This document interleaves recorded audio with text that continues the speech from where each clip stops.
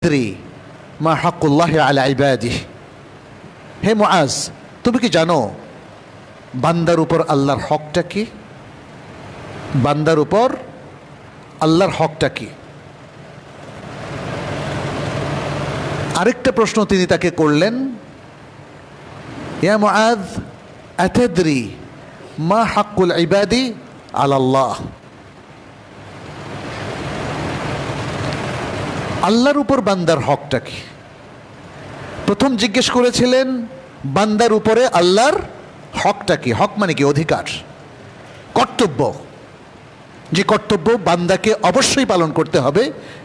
তখন তিনি উত্তরে বলেছিলেন, আল্লাহু ওয়া রাসূলুহু আ'লাম, আল্লাহ এবং তার রাসূল অধিক জানেন। রাসূলুল্লাহ সাল্লাল্লাহু আলাইহি সাল্লাম তখন বলেছিলেন, বান্দার উপর আল্লাহর হক হচ্ছে তারা এক আল্লাহর ইবাদত করবে এবং তার সাথে কোনো কিছুকে শরীক করবে না। এখানে লক্ষণীয়, মুআয ইবনে জাবাল যে বিষয়টা জানতেন না তা না, জানতেন, কিন্তু তিনি আদব রক্ষার্থে তিনি এই কথাটা বলেছিলেন, আল্লাহ এবং তার রাসূল ভালো জানেন, যেহেতু অত্যন্ত গুরুত্বপূর্ণ আকীদার একটা প্রশ্ন।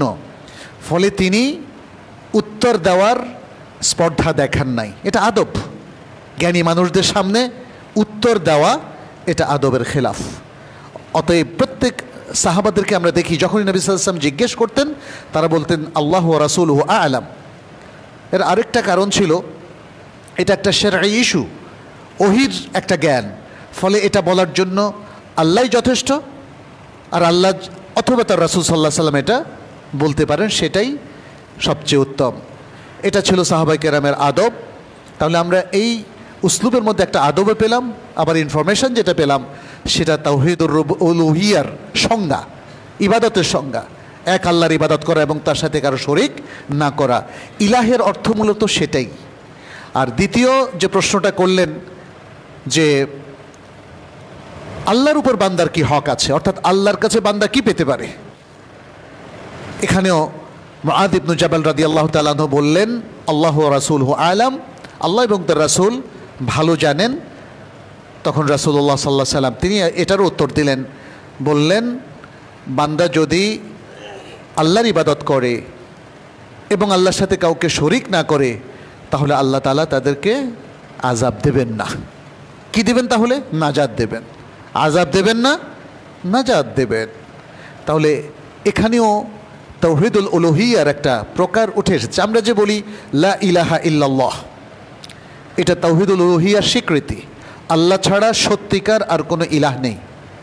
There is nothing worthy of worship except Allah. It means that Allah is only worthy of worship, nothing else.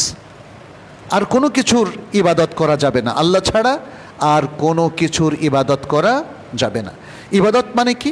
ইবাদত হচ্ছে নিরঙ্কুশ আনুগত্য। নিরঙ্কুশ আনুগত্য। যেহেতু আল্লাহ আমাদের স্রষ্টা, নবী সাল্লাল্লাহু আলাইহি সাল্লাম তার মেসেঞ্জার, আল্লাহর আদেশগুলো তিনিই আমাদের কাছে মেসেজ আকারে নিয়ে এসেছেন। ফলে আল্লাহ এবং তার রাসূলের নির্দেশনা মানার বাইরে আমাদের যাওয়ার কোনো সুযোগ নেই দুনিয়ার প্রত্যেকটা ক্ষেত্রে। এটা হলো ইবাদতের মূল এসেন্স।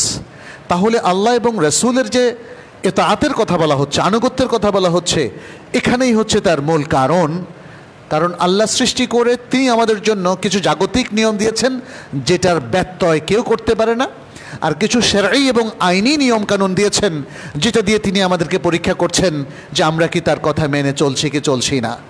জাগতিক নিয়মের ক্ষেত্রে আমরা একটু আগে যেটা বললাম, যেমন সূর্য দেখবেন কোনোদিন আল্লাহর সাথে অবাধ্য হয় না।